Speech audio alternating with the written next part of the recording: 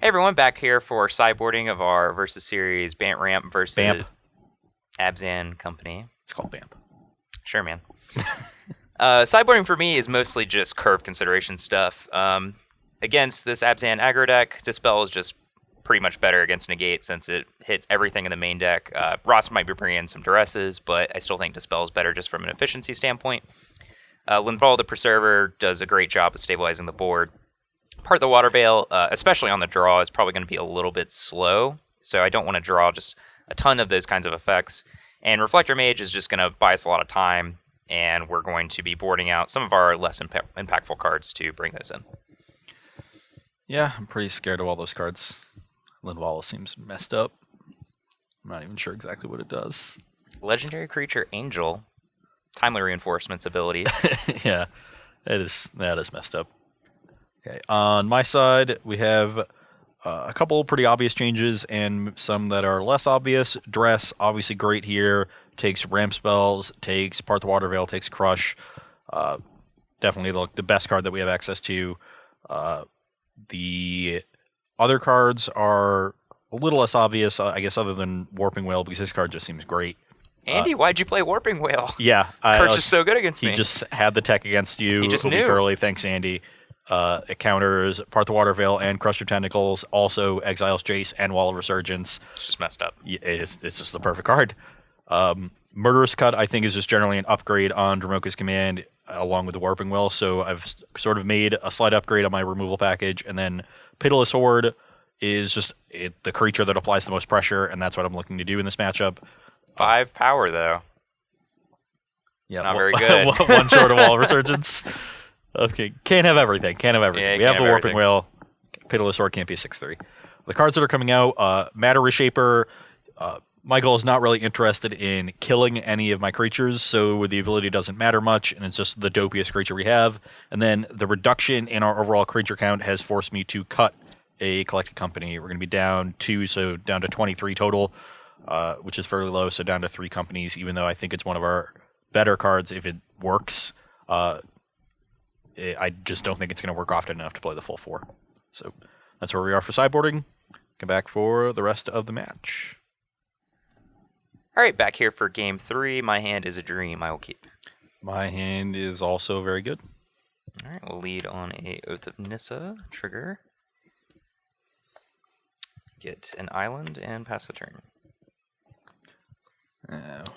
That is interesting.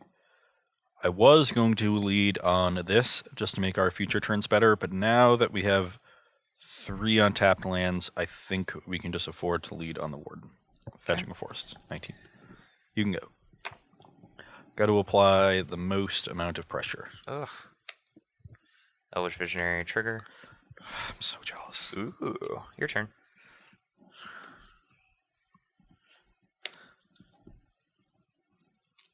You're 2-0 on Elvish Visionary decks against me. I've played 0 Visionary decks. Wait till we get a Legacy video. I'll elf you up something fierce. Have you even played that deck in like a year? No, but I'll still do it. Okay, It's like riding a bicycle. sure. Now, this is going to get a Plains.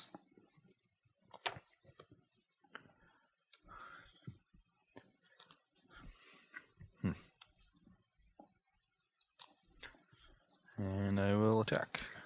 Since Ross led on Forest Heath, I'm kind of assuming that he doesn't have another play except for Pumping Warden. If I thought that Ross had another play, I would probably block and force him to use his mana so I could set this up, but I'm just going to declare no blocks. Okay, I'll level. Yep, 17. You can go. And I will get a Prairie Stream, Reflector Mage that, and attack you for 1. 16 to 18.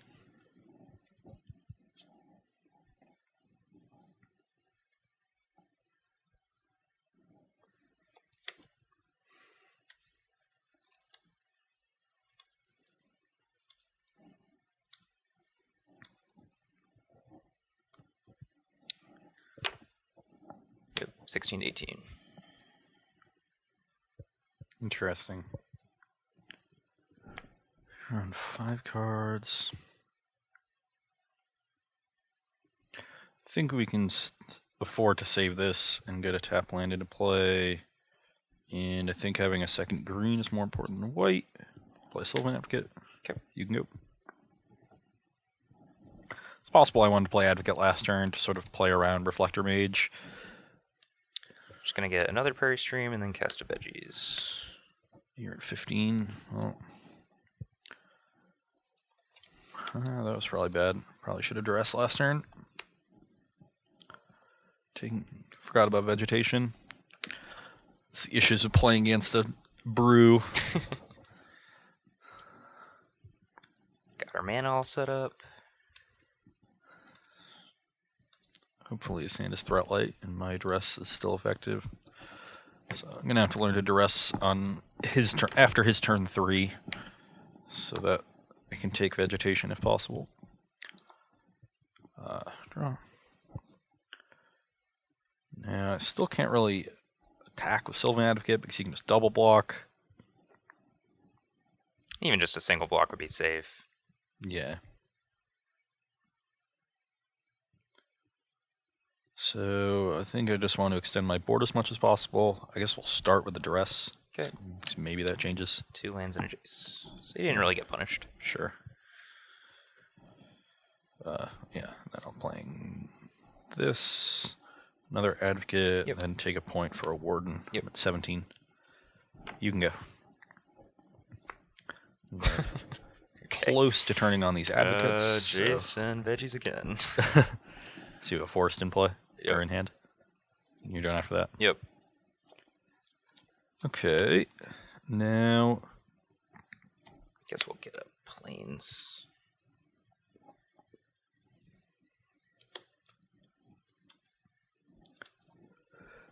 I actually... I was thinking about playing an untap. No, if I can't play an untapped land and still attack with Quagmire because I only have 3 cards in my graveyard. So...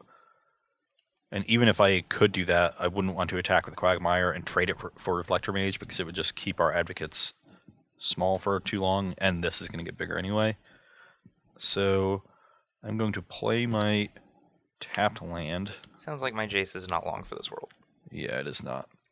I do want to activate my Warden on end step 2, so I will fully delve all 3 cards to cut the Jace. Marvelous Warden. Reflector Mage just brickwalling his whole team. Yeah, for one more turn. Why are there only 2 in my sideboard? I wonder if I want to trade the Warden for the Reflector Mage on his double block. If I do that, then next turn I get to attack for 12 into a Visionary. I think you might want to just offer the attack before cutting this, but... Yeah, I mean... But then again, you might be perfectly happy with this trade, so... I'd much rather trade for the Jace. I'd much rather kill the Jace than like get the 2-for-1 on Mage and Visionary. Sure. I'm just wondering what kills you fastest. Like this card is going to be a 3/3 regardless, so you're going to have the ability to double lock and trade, and that might just end up being better for me to kill you faster with these by giving you fewer chump blocks by just sacrificing a little value.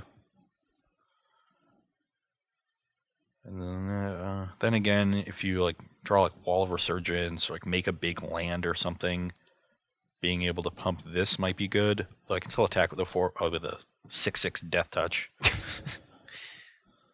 So yeah, let's try it. I'm just going to take the double block. I think that with Ross having 5 lands, Reflector Mage is probably not going to get much better than eating a Warden.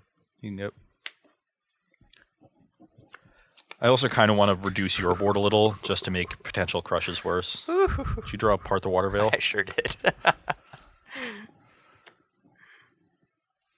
Alright, let's just fire this up, I guess. So I actually do need to play another land.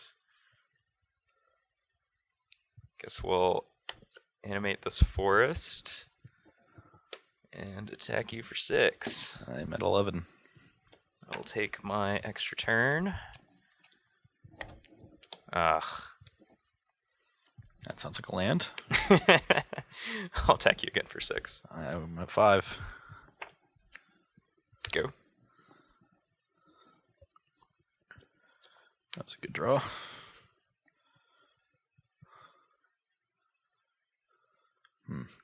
Interesting, though. Maybe I shouldn't even attack the second time because those things have vigilance, but yeah, I don't know. Very interesting.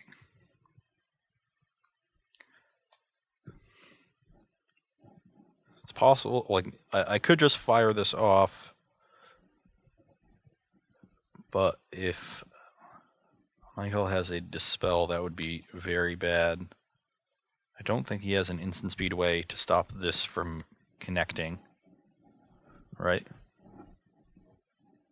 You're like Reflector Mage and didn't bring in Valorous Stance. You don't know, I got a brew. I could have anything in my deck. Sure. Jerk. It's definitely more mana efficient to do it this way, and we're still a little insulated because the Advocates are now big. I guess unless he removes us off the board, but I'm just going to go for it that way. It still kills him faster. Attack you for 14. Oh, right, it's a 6. Yeah. Yeah, this leads me to believe that I probably shouldn't have attacked my forest last turn, but I'll go ahead and trump block. You go to 7, I go to 11. Yep. You can go. See, Back. if he draws another part, It's not bad.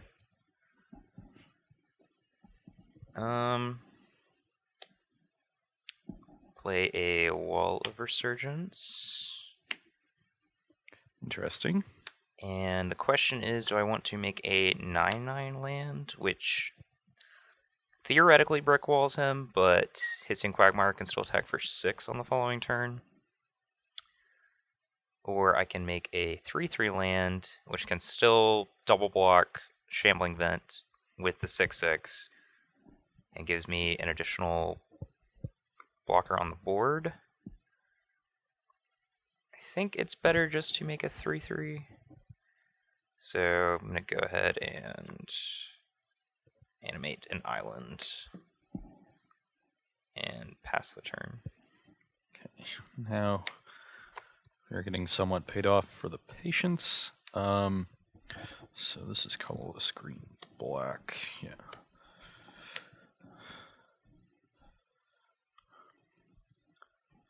So if we activate this, Abzan Charm the 6/6. No. Yeah, that's got to be our best play. I'll take a point to 10, exile the 6/6 land, activate Quagmire, and attack. So you have to block 2 things. block here, and then a block here, and I take 4. Yeah, you're 3. Yep. You can go. Okay. Well, whatever. 2. 2. Did you draw another part? I did. Saying there's a chance. Guess we'll animate this island. You probably want to animate the planes, right? You don't have a lot of white cards. You have all your white duels in play. Yeah, sure. Probably right. Oh man, if we just drew Linvala, that'd be sick. Although I guess I wouldn't actually get an angel, which is kind of funny. Come on, Crush. Or Visionary into Crush? That would actually just be straight perfect. Oh. Am I alive for a turn? I'm not. Crush itself, I'm not even sure would be good enough. You wouldn't be able to attack with your 6/6. Yeah, I would. I could replay the wall. Well, you'd be dead to a land if you did that. Oh, sure.